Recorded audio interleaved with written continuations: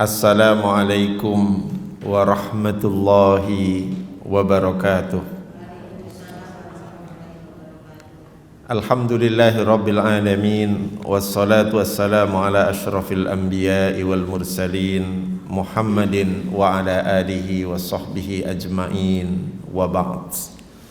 Bapak-bapak, ibu-ibu jamaah Masjid At-Tanwir PP Muhammadiyah yang dirahmati dan disayangi oleh Allah, alhamdulillah pada kesempatan pagi hari ini kita bisa hadir kembali di majelis ilmu yang mulia ini guna belajar bersama-sama mendalami ajaran agama kita. Mudah-mudahan dengan semakin luas dan dalam pengetahuan kita tentang Islam, kita menjadi pribadi muslim yang soleh dan muslih. Salawat dan salam mari kita sampaikan kepada junjungan Nabi kita, teladan kita semua, baginda Rasulullah Muhammad sallallahu alaihi wasallam beserta keluarga, para sahabat dan pengikutnya semua. Mudah-mudahan kita termasuk pengikutnya yang senantiasa ikhlas dan istiqomah di dalam menjalani agama kita, dalam mengamalkan ajaran agama kita hingga akhir hayat kita. Bapak Ibu sekalian, pagi hari ini kita membahas sebuah topik tentang akhlak mulia, yaitu malu, dengan judul Tiada Iman Tanpa Rasa Malu. Judul ini mengisyaratkan bahwa malu itu merupakan bagian yang tidak terpisahkan dari iman. Orang yang tidak punya rasa malu, misalnya tetap berbuat maksiat, tetap melakukan perbuatan-perbuatan tercela, itu berarti imannya nggak ada. Imannya tidak berfungsi dan menjadikan orang itu kemudian punya rasa takut, punya kepribadian yang kemudian berakhlak mulia. Karena itu topik ini menurut hemat saya menjadi sangat penting, dan nanti kita akan bahas apa itu rasa malu, mengapa rasa malu itu hilang atau tidak berfungsi di dalam diri seseorang. Karena pada dasarnya sebetulnya malu itu fitrah manusia. Di dalam diri manusia sudah ditanamkan oleh Allah banyak potensi dan kompetensi.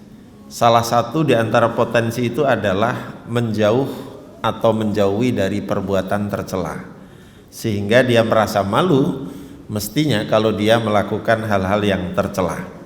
Itu fitrah manusia. Yang kedua, nanti kita akan mengambil inspirasi dari kisah teladan Umar bin Abdul Aziz terkait dengan rasa malunya seorang pemimpin yang dikenal adil bijaksana. Kemudian apa saja ragam rasa malu itu, apa saja macam-macam rasa malu yang mestinya kita miliki. Kemudian yang kelima, keutamaan rasa malu. Yang keenam, buah dan hikmah rasa malu. Rasa malu itu ada hikmahnya. Dan yang ketujuh, tips menumbuhkan budaya rasa malu. Karena rupanya rasa malu di Indonesia itu terutama itu susah ditumbuhkan. Bapak Ibu sekalian yang berbahagia, sebagai refleksi awal kita bisa menyatakan bahwa salah satu akhlak yang sudah mulai langka, bahkan mungkin sudah mulai hilang di negeri ini adalah rasa malu. Sebagian orang sudah bermuka badak, atau dalam bahasa Jawa rai gedek, ya. Tahu artinya gedek? Gedek itu bilik yang terbuat dari anyaman bambu, ya. Tidak punya rasa malu lagi karena tidak takut berdosa dan tidak takut kepada Allah Subhanahu wa ta'ala. Jadi mereka yang banyak melakukan pelanggaran, seperti korupsi, illegal logging, menyalahgunakan kekuasaan, itu sejatinya sudah hilang rasa malunya. Tidak malu kalau dia satu saat nanti akan dimintai pertanggungjawaban di hadapan Allah. Banyak pejabat di negeri ini yang melakukan maksiat, korupsi misalnya, hingga puluhan bahkan ratusan triliun, tetapi ketika terkena OTT, wajah mereka itu seperti biasa-biasa saja, tetap tersenyum, tetap seperti merasa tidak bersalah dan seterusnya. Padahal sudah sedemikian banyak ya kerugian yang ditimbulkan oleh perbuatan korupsi itu. Banyak rakyat yang dirugikan. Pemimpin di negeri ini tidak merasa bersalah dan tidak merasa malu atas kegagalannya, meski telah membohongi dan mengecewakan rakyat. Kadang-kadang bohong, dusta itu menjadi hal yang biasa ketika rasa malu itu sudah tidak ada, ketika hatinya sudah dipenuhi dengan aneka noktah hitam, yaitu kemaksiatan yang kemudian menutupi cermin dari hati nuraninya. Cahaya ilahi tidak lagi terpancar di dalam hatinya, sehingga yang ada kemudian adalah ekspresi atau manifestasi dari hati yang sudah kelam seperti itu. Rasa malunya hilang. Bapak Ibu sekalian yang dirahmati oleh Allah, sebagai pemantik pertanyaan-pertanyaan berikut ini akan kita coba bahas nanti dalam kajian ini. Yang pertama, mengapa pejabat publik kita cenderung tidak malu dan tidak mau mundur jika gagal dalam menjalankan tugas dan amanah kepemimpinannya? Ini dibandingkan dengan Jepang atau beberapa negara yang lain, itu kita jauh sekali. Kita meskipun sudah jelas-jelas terbukti ini dan itu, kadang-kadang susah sekali untuk mau mundur, kecuali ditodong atau dipaksa harus mundur gitu ya. Beberapa waktu yang lalu kita lihat ada ketua partai umum mundur gitu ya. Saya nggak tahu dipaksa kena seperti apa gitu. Yang kedua, mengapa rasa malu belum menjadi budaya positif bagi sebagian besar pemimpin dan pejabat publik ini? Kalau sekiranya budaya malu ini sudah menjadi bagian dari lifestyle, gaya hidup kita, mudah-mudahan kalau misalnya ada pemimpin yang terbukti tidak amanah, terbukti banyak menyalahgunakan kekuasaan, merugikan rakyat, maka mau nggak mau sudah harus mundur. Kira-kira seperti itu. Ini soal siapa yang berani memulai. Kalau ada yang memulai dan kemudian nanti menjadi budaya, itu insya Allah akan membuat bangsa kita seperti bangsa Jepang gitu ya, gampang bangkit dan kemudian maju. Kita ini bangkitnya sudah lama, majunya juga lama gitu ya. Padahal di tahun 45 kalau kita bandingkan ya, Jepang hancur oleh sekutu ya, dibom di dua kota besar, Hiroshima dan Nagasaki. Tapi berapa tahun kemudian bangkit dan kemudian menguasai dunia dengan otomotifnya, ya kan? Yang membuat macet di Jakarta ini kan kendaraan yang kita ekspor, kita beli dari Jepang. Di saat 45 kita merdeka, tapi sampai sekarang kita masih jauh tertinggal dibandingkan dengan Jepang. Yang ketiga, bagaimana menumbuhkan budaya malu positif, malu yang positif ya, bukan malu-maluin ya, di kalangan warga bangsa, agar berbagai pelanggaran hukum itu dapat dieliminasi, minimal dikurangi. Malu misalnya kalau harus menerobos rambu lalu lintas yang mestinya harus berhenti. Malu misalnya menggunakan katakanlah kendaraan dinas atau apapun yang semestinya tidak boleh dipergunakan secara personal gitu ya. Malu kalau terbukti misalnya keluarganya ikut nebeng, ikut ini, ikut itu, yang ujung-ujungnya sebetulnya misalnya terindikasi melakukan apa ya, tindak pidana korupsi atau menerima gratifikasi dan seterusnya. Masa iya sih nebeng itu suami istri, jauh lagi ya dari Indonesia ke Amerika gitu, lewatnya macam-macam gitu kan. Itu kan nggak masuk akal ya. Apa nggak malu gitu ya ngomong seperti itu gitu. harusnya malu ya. Tapi itu yang terjadi dan itu fakta yang tidak bisa ditutup-tutupi. Karena itu membudayakan rasa malu yang positif ini menjadi penting sebagai pintu masuk kita menuju budaya malu yang betul-betul konstruktif, yang menjadikan bangsa kita ini bangkit kembali dari keterpurukan. Yang keempat, bagaimana Islam mengedukasi umatnya agar berakhlak mulia dengan merasa malu ya. Al-haya'u minal iman, malu itu bagian tak terpisahkan dari iman. Yang kelima, jika malu itu sebagian dari iman, bagaimana fungsionalisasi rasa malu dalam bersikap dan bertindak? Seperti apa sih kita harusnya merasa malu? Di sekolah-sekolah kita, seperti yang saya amati itu sudah banyak ditulis malu jika datang terlambat, malu jika membolos, malu jika tidak mengerjakan PR, malu jika bla bla bla. Tetapi mengapa pendidikan rasa malu ini kemudian menjadi tidak berfungsi ketika mereka sudah jadi pejabat, ketika mereka sudah jadi orang besar? Seolah-olah nih, menurut pemahaman saya, ketika sudah berkuasa itu, ketika sudah punya jabatan itu, sifat rakus, sifat serakah untuk terus berkuasa itu begitu dominan, sehingga kalau boleh kita katakan dalam konteks seperti ini manusia lebih banyak digerakkan oleh syahwat kekuasaan dan kehidupan yang serba orientasinya materi dan duniawi, daripada kenapa ya tidak kita gunakan kekuasaan itu untuk misalnya memajukan pendidikan, memajukan peradaban Islam, membuat kehidupan masyarakat itu menjadi lebih harmoni, lebih tertib dan seterusnya. Harusnya kekuasaan itu menjadi instrumen bagi yang diberi amanah untuk betul-betul mewujudkan cita-cita didirikannya NKRI ini, memajukan kesejahteraan umum, mencerdaskan kehidupan bangsa dan seterusnya. Yang keenam, bagaimana sebaiknya kita malu kepada Allah dan Rasulnya dalam beribadah dan dalam berakhlak. Jadi malu ini tidak hanya berkaitan dengan interaksi sosial, malu itu juga berkaitan relasi personal kita dengan Allah Subhanahu wa taala. Rasanya misalnya kita harus mulai menumbuhkan nih rasa malu ya. Rasanya kita malu banget kalau kita sering dipanggil Allah tapi kita nggak datang ke masjidnya misalnya kan. Rasanya malu banget, banyak waktu yang terbuang kita gunakan untuk sekedar main game. Padahal ada di dalamnya ini ada Quran yang bisa kita baca gitu. Nah, ini mulai harus kita refleksi dan kita berusaha untuk betul-betul menjadikan rasa malu positif ini sebagai wasilah, sebagai sarana untuk mendekatkan diri kita kepada Allah Subhanahu wa taala. Bapak Ibu sekalian yang dirahmati oleh Allah, malu dalam bahasa Arab itu disebut dengan al-haya atau al-istikhya, dari istahya, yastahyi, istikhya.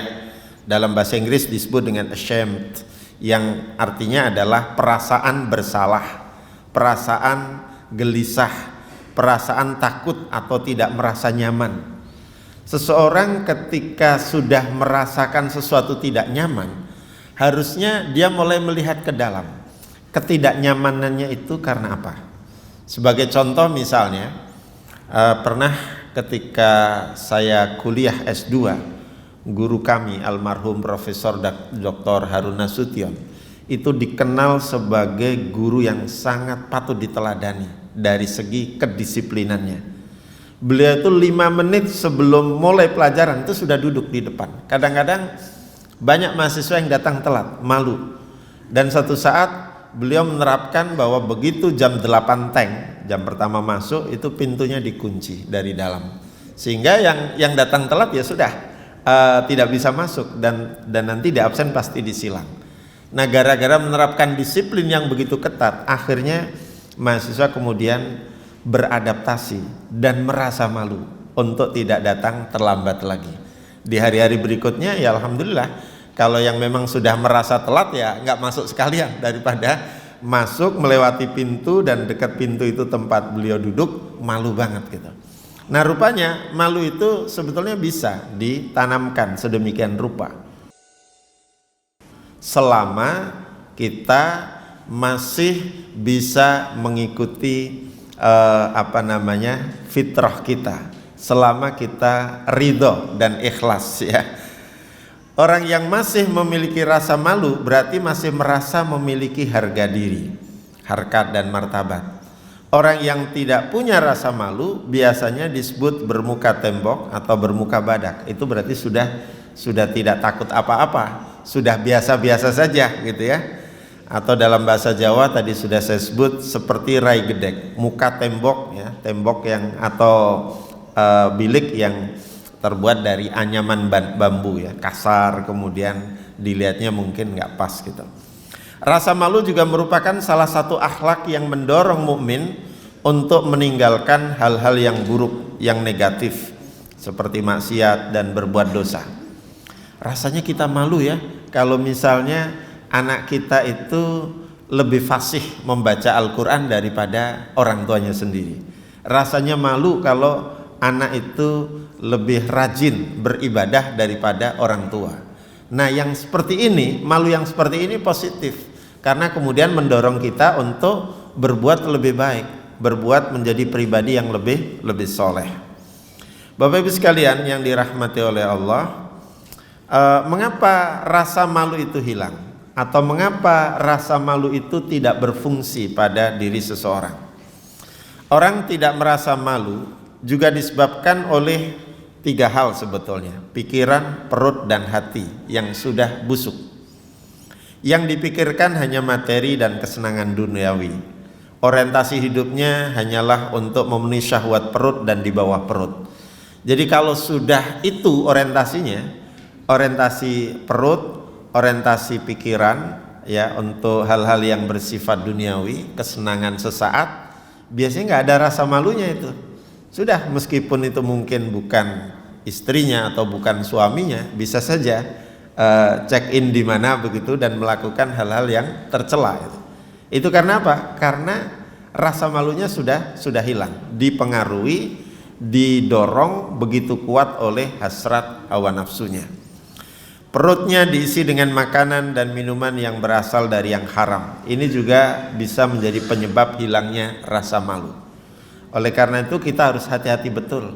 Jangan sampai yang masuk ke dalam perut kita, apakah itu makanan atau minuman, itu berasal dari yang tidak halal. Apakah hasil korupsi, mencuri, atau mengambil hak orang lain yang tidak semestinya. Dan ini harus kita jaga betul, karena darah daging yang tumbuh dari yang haram itu akan bisa berimplikasi kepada sikap dan perbuatan yang haram juga. Jadi semakin mereka itu misalnya menikmati hasil korupsi, maka semakin ingin terus melakukannya. Karena apa? Karena daging dan darahnya sudah tumbuh dari hal-hal yang diharamkan. Nabi SAW menyuruh kita semua untuk memiliki rasa malu yang sebenar-benarnya. Hadis ini nanti akan memberikan pemahaman kepada kita betapa rasa malu itu dimulai dari hal-hal yang sifatnya sederhana yang biasa kita konsumsi sehari-hari. An Abdullah bin Mas'ud qala Rasulullah sallallahu alaihi wasallam dzata yaum istahyu minallahi azza wa jalla haqqal haya. Ini diriwayatkan dari Abdullah bin Mas'ud. Nabi sallallahu alaihi wasallam bersabda pada suatu hari, istahyu minallah, malulah kalian kepada Allah subhanahu wa ta'ala haqqal haya, dengan malu yang sebenar-benarnya. Qala kulna ya Rasulullah inna nastahyi walhamdulillah. Para sahabat waktu itu sudah komplain kepada Nabi, bukan komplain, sudah menyatakan kepada Nabi, alhamdulillah ya Rasul, kita ini sudah punya rasa malu nih. Kemudian qala laisa dzalik, bukan seperti itu yang aku maksud atau yang dimaksud oleh Nabi. Walakin man istahya minallahi haqqal haya falyahfad ar-ra'sa wa ma wa'a wal yahfad al-batana wa ma hawa wal yadhkuril mauta wal bila wa man arada al-akhirata taraka zinatad dunya wa man fa'ala dzalika faqad istahya minallahi azza wa jalla haqqal haya. Lalu Nabi kemudian meluruskan pemahaman malu di kalangan para sahabat itu. Orang yang betul-betul merasa malu di hadapan Allah, kata Nabi, hendaklah menjaga kepala berikut isinya. Berarti pikiran-pikiran yang ada di dalam otak kita, di kepala kita itu harus dijaga sedemikian rupa. Jangan misalnya pikirannya buruk terus, negatif terus. Menjaga perut berikut isinya, makanan dan minuman, ya. Dan hendaklah mengingat mati dan bencana. Siapa yang menginginkan kebahagiaan akhirat, maka hendaklah meninggalkan perhiasan dunia. Sebab apa? Sebab perhiasan dunia itu ya namanya perhiasan, pengennya dimiliki terus dan pengennya nambah terus. Kalau orang sudah terpikir untuk terus menerus memenuhi apa yang diinginkan untuk penghias atau menjadi perhiasan dunia, maka biasanya nggak ada selesainya. Kan begitu kata orang-orang ya, kalau kita terus menerus mengurusi dunia ini nggak ada selesai-selesainya gitu ya, nggak ada selesainya, kurang terus dan ingin terus, ingin nambah terus. Siapa yang sudah melakukan semua itu berarti telah betul-betul mempunyai rasa malu. Jadi sekali lagi, rasa malu itu berasal atau bermula dari apa yang kita pikirkan, apa yang kita makan minum, dan apa yang selalu kita ingat, yaitu antara lain mengingat mati. Jadi kalau itu semua bisa kita kendalikan, bisa kita jaga dengan baik, insya Allah kita memiliki rasa malu yang positif. Kalau kita sudah punya komitmen agar yang masuk ke dalam perut kita itu yang halal, makanan maupun minuman, agar yang kita pikirkan itu yang produktif, yang bagus gitu ya, bukan hanya berpikir berkuasa terus, bukan hanya berpikir bagaimana mempertahankan kekuasaan, bagaimana supaya keluarga dan kroni-kroninya tetap berkuasa. Ya niscaya kalau itu pikiran positifnya, ya insya Allah rasa malu itu akan tumbuh. Bapak Ibu sekalian yang dirahmati oleh Allah, ciri orang yang tidak punya rasa malu adalah tidak lagi mengenal halal haram. Jadi kalau halal disikat, bukan halal ya, haramnya disikat ya, maka otomatis apa yang menjadi konsumsi hariannya itu pasti adalah yang haram. Yang kedua, tidak mempedulikan baik buruk. Kalau seseorang itu ketika mau melakukan sesuatu tidak lagi menggunakan pertimbangan baik buruk, itu berarti sudah tidak punya rasa malu. Saya kira di masyarakat kita sering kita dengar ada ungkapan, nyari yang haram saja susah, apalagi yang halal. Berarti itu sudah hilang lagi itu rasa malunya, karena nyari yang haram saja sudah merasa sulit. Padahal nggak seperti itu hanya sebuah ekspresi dari ketidakberdayaan dirinya saja. Kemudian yang ketiga, cirinya lagi adalah pola pikirannya jangka pendek dan berorientasi dunia. Padahal kita sudah diajari oleh Al-Quran, walal akhiratu khairul laka minal ula, wal akhiratu khairun wa abqa. Kalau kita sudah punya pandangan hidup yang serba jangka panjang akhirat, dan kita tidak lagi terhenti hanya untuk memenuhi selera dan orientasi duniawi, maka rasa malu itu insya Allah akan terus tumbuh. Tapi manakala sebaliknya, jika orang itu hasratnya, egonya, nafsunya, keserakahannya hanya untuk menguasai dunia dan isinya, maka rasa malu itu pasti hilang. Orang yang sudah terputus urat malunya biasanya sudah tidak mempedulikan syariat dan lebih mengedepankan nafsu syahwatnya serta kehilangan akal sehat. Iya kan? Harusnya orang menyadari misalnya bahwa misalnya ini korupsi itu jelas, satu, merugikan orang lain. Yang kedua, itu bukan menjadi hak yang melakukan korupsi atau pelaku korupsi. Kenapa masih dilakukan juga? Undang-undangnya jelas, hukumannya jelas. Kenapa dilanggar juga? Itu kan berarti rasa malunya nggak ada, ya. Hasrat untuk memiliki kekayaan atau menjadi kaya lebih cepat, mendadak gitu, itu jauh lebih tinggi daripada kemampuan mengendalikan dan menahan diri dari melakukan sesuatu yang tidak halal dan tidak legal. Dalam konteks ini Nabi pernah bersabda begini. Ani bin Mas'ud, Uqbah bin Amr al-Ansari al-Badri radhiyallahu an qala Rasulullah sallallahu alaihi wasallam Inna mimma adrakan nas min kalamin nubuwatil ula idza lam tastahi fasna ma syi'ta. Hadis ini nanti menjadi dasar bagi kita bahwa malu itu sebetulnya menjadi standar ketika kita akan melakukan suatu. Kalau kita tidak punya rasa malu, kata Nabi, ya sudah, lakukan, perbuat sekehendak hatimu. Tapi kalau kita masih punya rasa malu, kita masih punya pengerem, kita punya pengendali dan pengontrol dalam diri kita untuk tidak berbuat yang tidak semestinya. Jadi Rasul bersabda, sesungguhnya di antara yang dapat dipastikan dari sabda kenabian yang pertama, yaitu adalah bahwa jika engkau tidak merasa malu, maka perbuatlah sekehendakmu. Ya udah, silakan lakukan semaunya kalau tidak merasa malu. Tapi kalau sekiranya orang itu masih punya rasa malu, insya Allah masih bisa mengerem, masih bisa mengendalikan apa yang akan diperbuat. Ya. Karena itu tadi saya katakan malu itu bagian dari fitrah yang ditanamkan oleh Allah di dalam diri kita.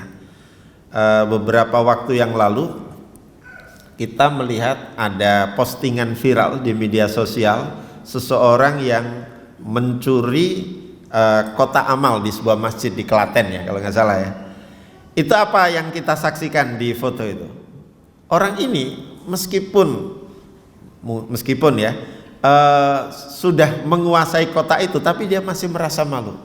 Dia masih berusaha untuk menghindar dari kamera CCTV, kan kira-kira begitu. Bahkan sempat mengendap-endap juga, sempat melongok sana sini kanan kiri, kan gitu. Kucing saja Bapak Ibu, kalau dia itu mengambil makanan dengan cara mencuri, itu beda dengan ketika kita kasih. Kalau mencuri gimana? Dia menengok kanan kiri itu. Berarti fitrahnya kucing itu sendiri punya rasa malu kalau dia mencuri. Itu kucing ya, iya kan? Mestinya manusia ya lebih dari itu, mestinya. Tapi yang jadi problem, korupsi kita itu sudah ada sejak dalam pikiran yang mau korupsi. Sehingga apa yang terjadi? Sebelum melakukan korupsi sudah dipersiapkan regulasinya yang memungkinkan dia korupsi dan aman. Jadi negara kita ini, kata MH Ainun Najib, cara malingnya sudah tidak seperti zaman lampau. Kalau zaman lampau itu menggangsir namanya ya, membobol tanah gitu ya, lalu masuk dari celah atau lubangnya itu, atau agak modern sedikit mencongkel jendela atau pintu ya. Tapi sekarang korupsinya itu mulai dari membuat undang-undang. Karena itu undang-undang kita ini banyak diperjualbelikan. Undang-undang kita itu banyak diproyekkan sedemikian rupa sehingga ya seperti tidak merasa kita dicurangi, tapi pada dasarnya banyak kecurangan-kecurangan. Banyak hal-hal yang justru merugikan rakyat. Oleh karena itu Bapak Ibu sekalian yang dirahmati oleh Allah, kita berharap pemimpin kita ke depan ini rasa malunya lebih tinggi. Karena apa? Karena dia dipilih oleh rakyat, diberi amanah oleh rakyat untuk menyejahterakan masyarakat pada umumnya. Ya itu soal lain lagi itu. Orang yang berbuat semaunya adalah orang yang sudah kehilangan pengendalian diri. Yang berkuasa dan menjajah dirinya adalah hawa nafsu dan egoisitasnya. Karena itu betul kata Imam Ghazali, yang paling besar di dunia ini apa? Nafsu. Kalau nafsu sudah besar, kesempatan ada, kekuasaan di tangan, ya apalagi kalau tidak melakukan hal-hal yang membuat apa yang menjadi hasratnya itu terpenuhi. Karena itu nafsu yang besar ini harus dikendalikan, dan rasa malu itu bisa menjadi pengendali atau pengerem dari hawa nafsu yang begitu bergejolak ya. Apabila manusia yang terhormat dan bermartabat sudah dikendalikan hawa nafsunya, misalnya nafsu serakah, korupsi ya, nafsu berkuasa, bisa menghalalkan segala cara ya, nafsu birahi, bisa berselingkuh misalnya, maka rasa malu dan suara hati nuraninya tidak akan pernah didengar lagi. suara hati nuraninya menjadi redup dan bahkan mati. Sehingga menurut Imam Ghazali dalam teori cermin, hati itu sebagai cermin.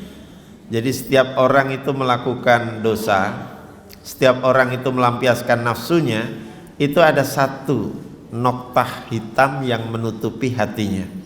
Semakin sering orang itu berbuat maksiat, semakin kelam, semakin hitam hatinya itu.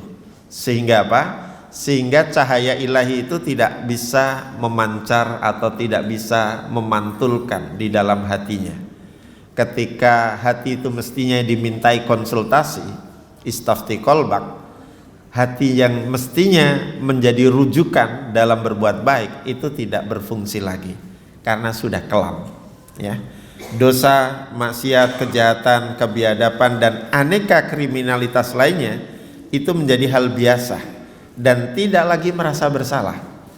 Bahkan yang kita sering merasakan aneh adalah ketika seorang narapidana, katakanlah pelaku kejahatan ini, di penjara. Justru di dalam penjara dia dapat inspirasi baru dan ilmu-ilmu baru untuk bisa diamalkan setelah keluar dari penjara. Begitu keluar dari penjara, bukannya sembuh dari perilaku buruk sebelumnya, tapi justru malah meningkat karena di sana belajar dari para guru penjahat yang lebih berpengalaman dan lebih mantap lagi, kira-kira begitu. Jadi hal-hal seperti ini tidak mungkin terjadi kalau hatinya itu terus menerus dibersihkan. Karena itu dalam Islam nanti ada konsep tazkiyatun nafas, penyucian jiwa, penyucian diri. Bapak Ibu sekalian yang dirahmati oleh Allah, mari kita baca sejenak kisah teladan tentang rasa malu dari Umar bin Abdul Aziz. Ini penting untuk menjadi referensi moral bagi kita semua. Jadi ketika dibaiat menjadi khalifah, Umar bin Abdul Aziz itu menangis dan terus menangis terseduh-seduh. Kalau pejabat kita dilantik, apa yang terjadi? Sujud syukur, tasyakuran besar-besaran, ya, karena dapat jabatan baru yang kemungkinan akan bisa melipat gandakan kekayaan atau prestisnya. Beberapa penyair mendatanginya dan bermaksud menghibur Khalifah Umar bin Abdul Aziz. Kenapa ini? Apa gerangan yang menyebabkan dia itu malah menangis? Namun mereka ditolak dan tidak mau dihibur.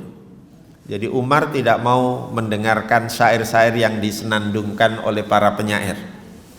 Istrinya Fatimah juga berusaha mencari tahu mengapa pada hari pertama diangkat sebagai khalifah beliau terus menerus menangis, terus menerus seolah ada beban di dalam dirinya yang begitu memberatkannya.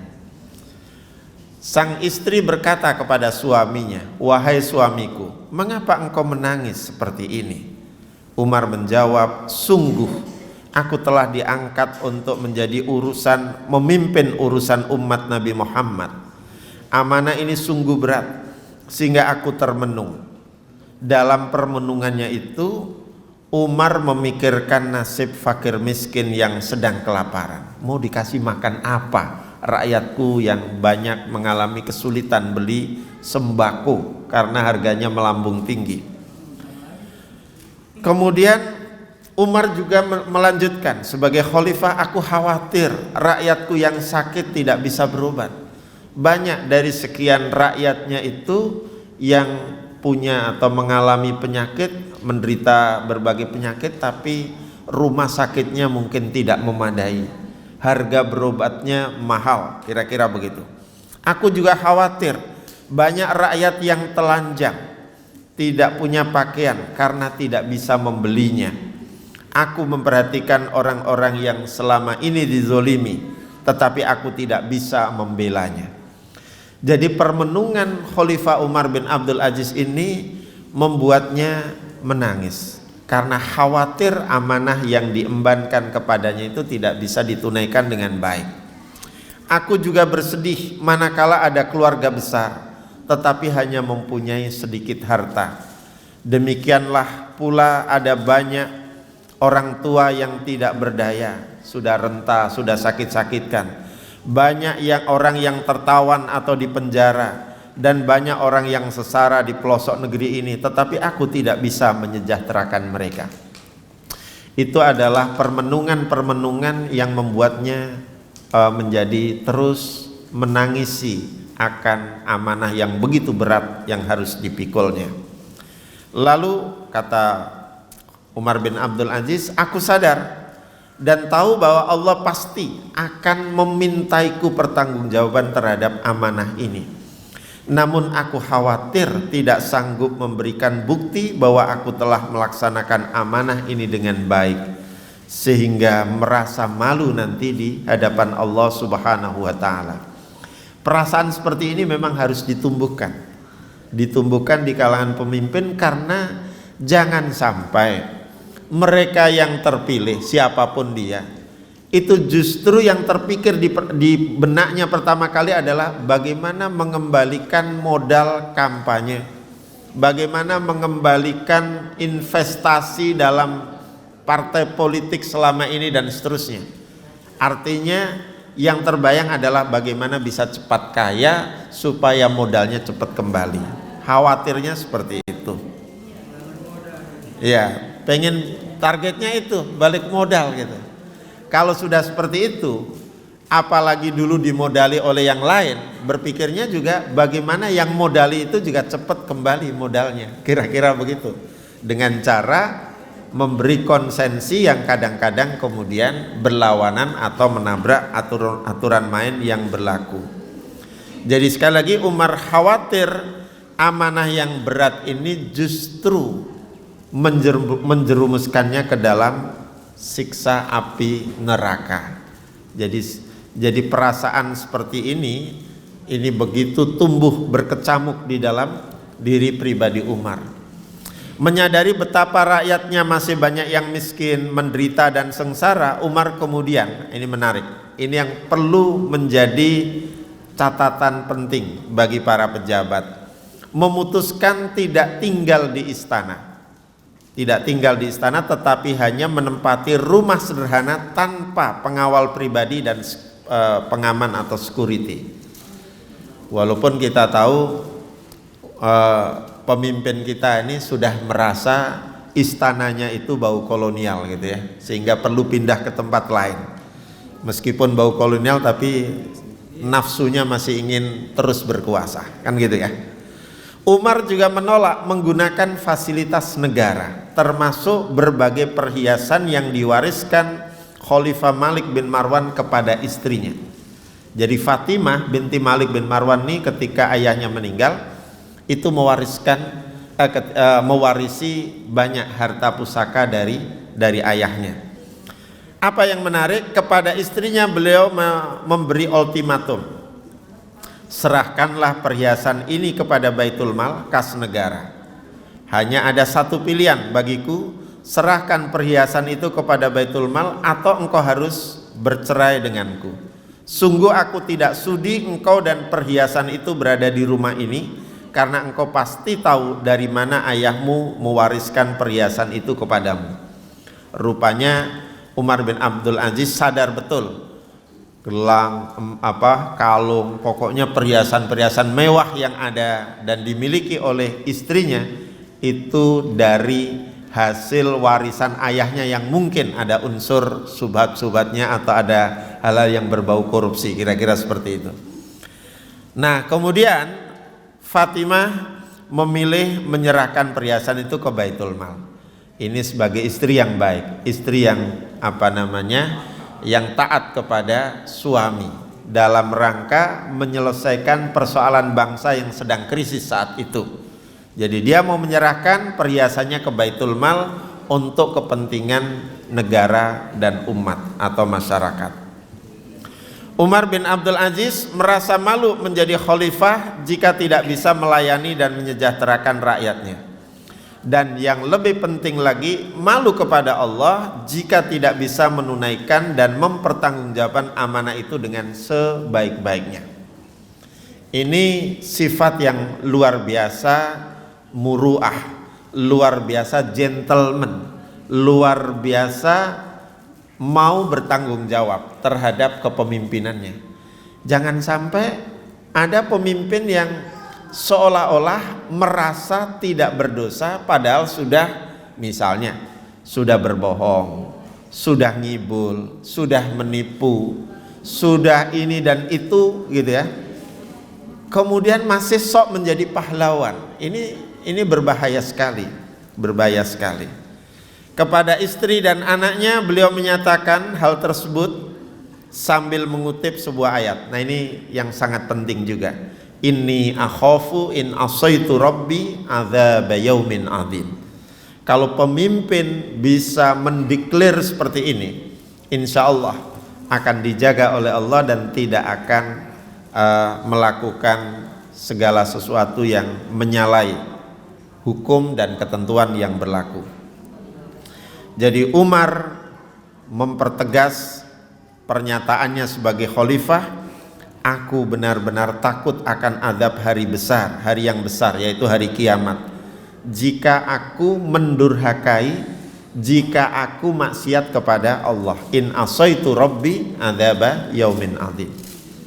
Ini sebuah pernyataan yang luar biasa dan seharusnya dimiliki oleh pemimpin agar bisa sukses dalam memimpin umat dan bangsa.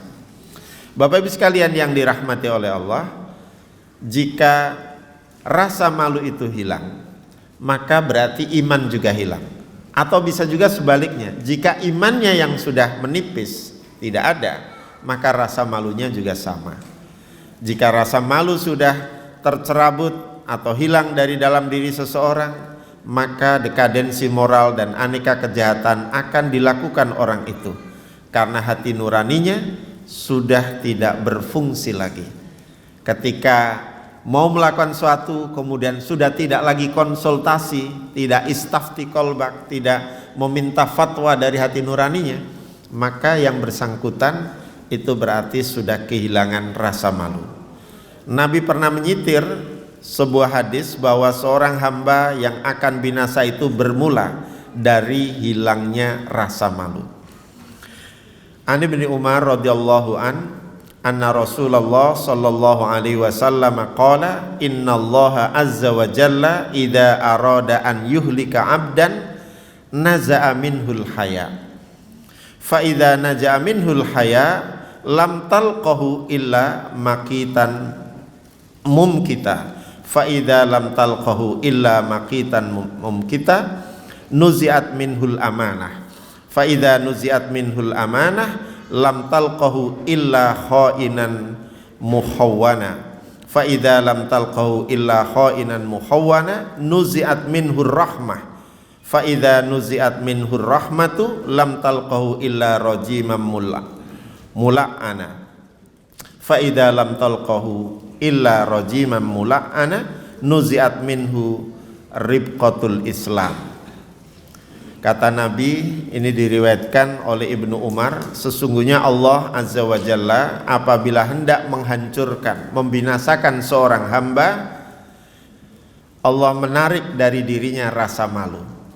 Jadi dari hadis ini memberikan pengertian kepada kita, hilangnya rasa malu itu sebetulnya menjadi awal kehancuran atau kebinasaan seseorang. Apabila rasa malu telah dicabut, maka tidaklah kau jumpai dia kecuali dalam keadaan tercela dan dibenci. Apabila sudah tercela dan dibenci, maka akan dicopot darinya sifat amanah. Ya, kita nanti tinggal berefleksi ya, seperti apa perjalanan bangsa kita terutama 10 tahun terakhir ini. Apabila sifat amanah telah tercopot, maka tidak kau jumpai dia kecuali menjadi orang pengkhianat. Banyak dikelilingi pengkhianat-pengkhianat. Apabila sudah menjadi pengkhianat, maka dicopot darinya sifat kasih sayang. Nggak ada lagi belas kasihan kepada rakyat. Rakyat terus ditarikin atau diperas pajaknya ya. Sampai semuanya nanti nggak tahu apakah segalanya nanti serba pajak. Tapi sekarang ini sudah banyak sekali yang dipajeki ya. Jika sifat kasih sayang telah dicopot darinya, maka tidak kau jumpai kecuali dia dalam keadaan terlaknat. Dan apabila dalam keadaan terlaknat, maka dicopotlah ikatan Islam darinya. Jadi bermula dari rasa malu, tapi bermuara kepada hilangnya ikatan keislamannya. Sehingga meskipun secara formal misalnya ada yang mengaku muslim, tetapi perhatian dan kasih sayangnya terhadap sesama umat Islam tidak begitu dirasakan, atau bahkan nyaris tidak ada. Ikatan Islam itu adalah iman yang seharusnya terpatri dalam hati sanubari. Hilang iman berarti hilanglah rasa malu. Jadi orang yang beriman mestinya itu punya rasa malu kepada Allah Subhanahu wa ta'ala. Karena apa? Karena iman itu menyadarkan hati seseorang untuk terus mengingat Allah dan mengingat mati. Kalau ingat Allah dan ingat mati, mestinya dia akan sadar semua yang dilakukan di dunia ini akan dimintai pertanggungjawaban di akhirat. Bapak Ibu hadirin sekalian yang dirahmati oleh Allah, ragam malu itu ada 4. Yang pertama, malu kepada Allah. Kedua, malu kepada sesama manusia. Yang ketiga, malu kepada diri sendiri. Dan yang keempat, malu kepada makhluk lainnya. Malu kepada Allah jika kita bermaksiat kepadanya. Malu kepada Allah apabila kita tidak dapat menaati syariat agamanya. Malu kepada Allah jika kita berperilaku dan berakhlak tercela, padahal Allah telah memberikan nikmatnya yang tak terhingga kepada kita. Orang yang malu kepada Allah selalu merasa malu apabila meninggalkan perintah-perintahnya, atau malah sebaliknya mengerjakan larangan-larangannya.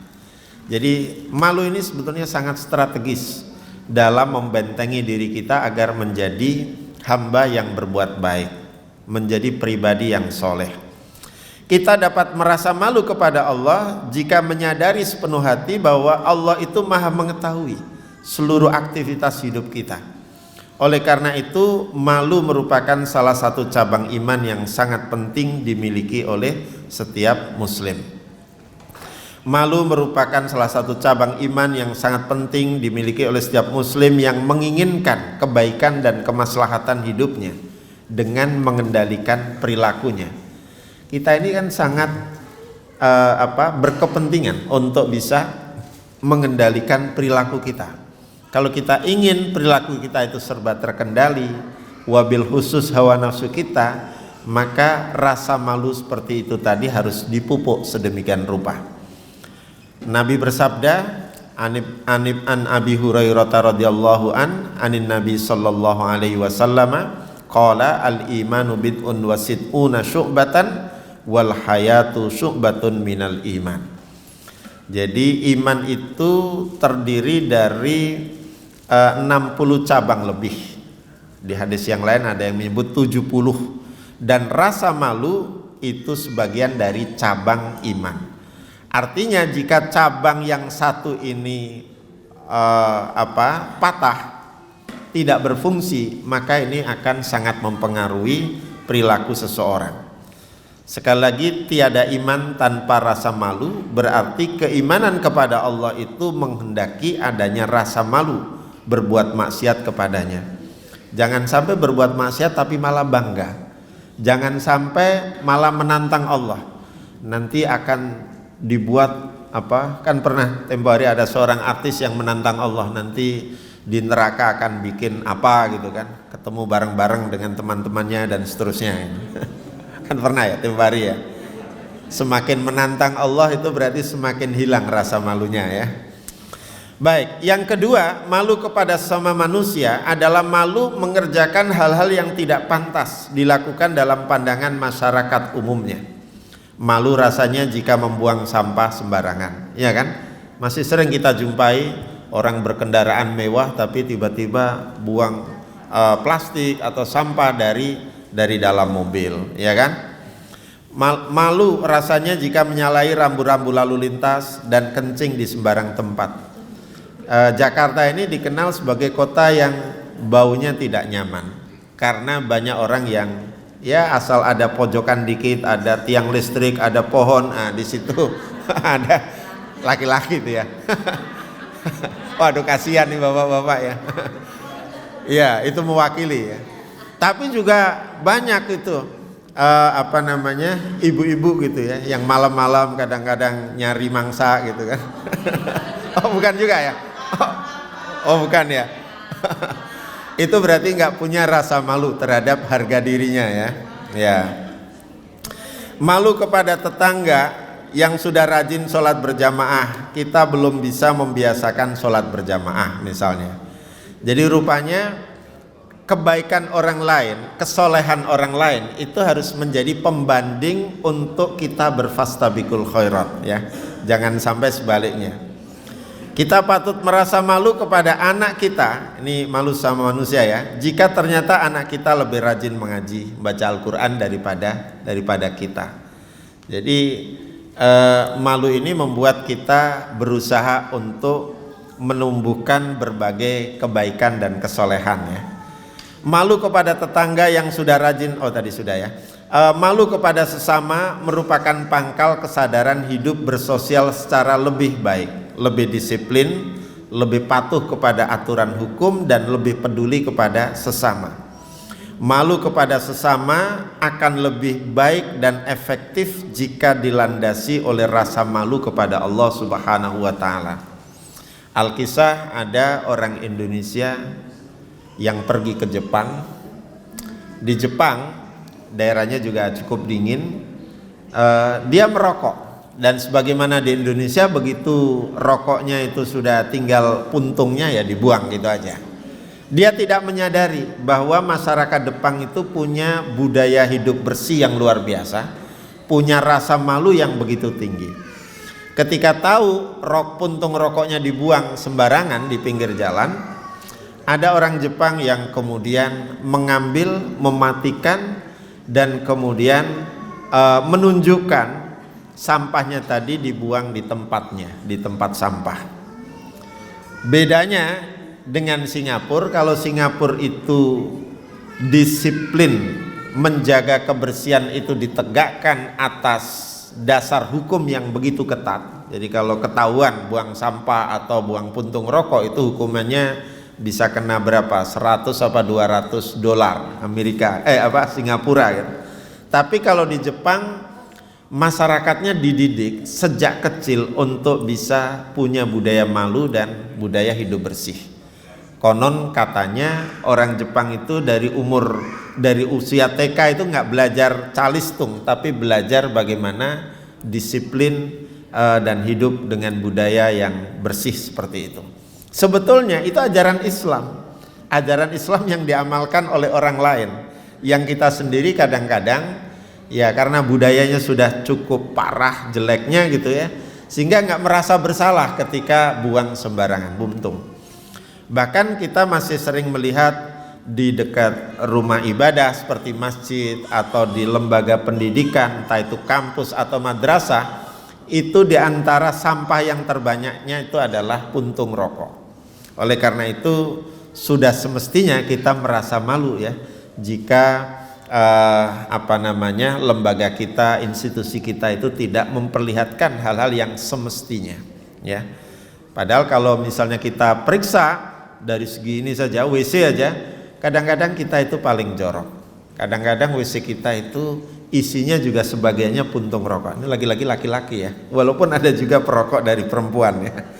Jadi ini menjadi perhatian kita semua. Yang ketiga, malu kepada orang lain. Masih yang kedua ya, karena membuka aurat di tempat terbuka saat mandi, atau di kalangan perempuan-perempuan kita.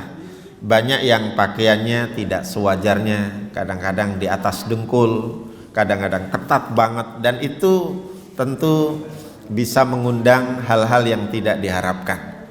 Oleh sebab itu Rasulullah SAW pernah bersabda, Rasulullah melihat seorang mandi di tanah lapang terbuka, Maka Rasulullah seketika langsung naik mimbar. Setelah memuji Allah, beliau bersabda, sesungguhnya Allah adalah maha malu.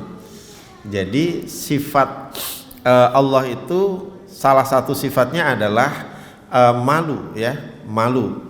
Dan berarti hayyun, ya, berarti kita sebagai hambanya juga harus berusaha meneladani sifat Allah yang merasa malu ini, yang suka menutupi aib dan yang mencintai rasa malu, ya, yuhibbul haya. Jika salah seorang di antara kamu mandi, hendaklah dia mandi di tempat yang tertutup supaya dia bisa menjaga auratnya dan sekaligus menunjukkan rasa malunya kalau terbuka, kan. Kecuali kalau anak-anak yang belum tumbuh rasa malunya, biasanya hujan-hujanan sambil tidak memakai pakaian gitu kan, itu karena memang belum tumbuh rasa malunya. Kalau nanti sudah mulai menginjak sebelum akil balik dan sudah tumbuh rasa malunya, pasti tidak akan mengulangi hal yang sama. Malu pada diri sendiri, ini yang ketiga, adalah malu melakukan sesuatu yang justru sebenarnya tidak pantas melakukannya. Malu pada diri sendiri jika tidak berpakaian rapi, tidak memperhatikan kebersihan, tidak menjaga kenyamanan kantor. Malu pada diri sendiri jika menunda-nunda pekerjaan yang semestinya bisa diselesaikan hari ini. Karena itu ada mahfudot di pesantren dulu apa?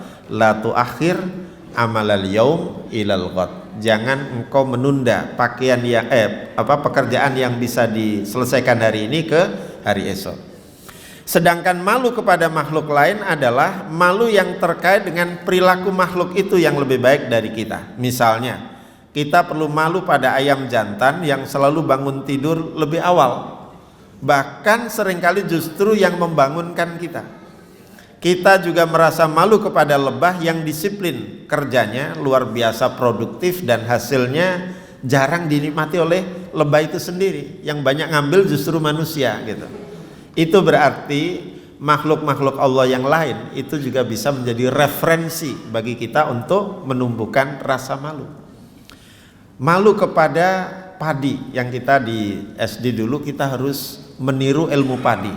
Semakin berisi, semakin tua semakin merunduk. Nah, berarti kita harus malu kepada padi dengan mengembangkan ilmu tawadhu, dengan menerapkan sikap rendah hati dalam hidup sehari-hari. Bapak Ibu sekalian yang dirahmati oleh Allah, apa keutamaan rasa malu itu? Yang pertama, rasa malu yang positif itu termasuk akhlak mulia. Jadi kalau kita melakukannya, kita merasa malu ini dan itu karena ada hal-hal yang lebih baik, yang lebih mulia yang kita ingin wujudkan, itu berarti termasuk perbuatan yang diganjar oleh Allah dengan pahala yang baik. Abu Qatadah menceritakan bahwa kami pernah berada di dekat, ya, maaf ini bukan dekan, ya, di dekat Imran bin Husain yang berada dalam sekumpulan orang, yang diantaranya adalah Bushair bin Ka'ab. Lalu Imran ketika itu menyatakan bahwa Rasulullah bersabda, malu itu semuanya baik. Al-haya'u kulluhu khair. Artinya apa? Rasa malu yang tumbuh dan kemudian menjadi kebiasaan kita itu akan membuahkan kebaikan. Dalam hadis yang lain, Nabi pernah bersabda, ini dari Ibnu Umar, Rasulullah Shallallahu Alaihi Wasallam pernah melewati seorang Ansor yang sedang menasehati saudaranya tentang rasa malu. Maka Rasulullah bersabda, biarkanlah ia memiliki rasa malu, karena malu itu termasuk dalam keimanan. Ya, da'hu fa innal haya'a minal iman. Kemudian malu itu juga kunci segala keutamaan. Sebab rasa malu itu membuat muslim bersikap hati-hati. Jangan sampai melakukan sesuatu yang justru merendahkan harkat martabat dirinya sendiri. Ya kan? Misalnya ngomong nih, di saat yang krisis begini jangan foya-foya, jangan malah belanja di luar negeri, jangan ini dan itu. Nah, tiba-tiba terkonfirmasi gitu kan, nebeng, belanja-belanja juga kan. Nah, apa enggak malu itu? Kalau dia masih punya rasa malu, harusnya minta maaf secara terbuka kepada rakyat gitu ya. Ternyata apa yang dikemukakannya itu dia tidak bisa tepati atau dia tidak bisa dijadikan referensi atau teladan, karena buktinya itu dilakukan oleh bagian dari keluarganya, kira-kira seperti itu. Rasa malu mengantarkan kita kepada iffah, memelihara diri dari sifat-sifat tidak terpuji, menjaga agar jangan sampai harkat dan martabatnya itu jatuh atau menjadi rendah.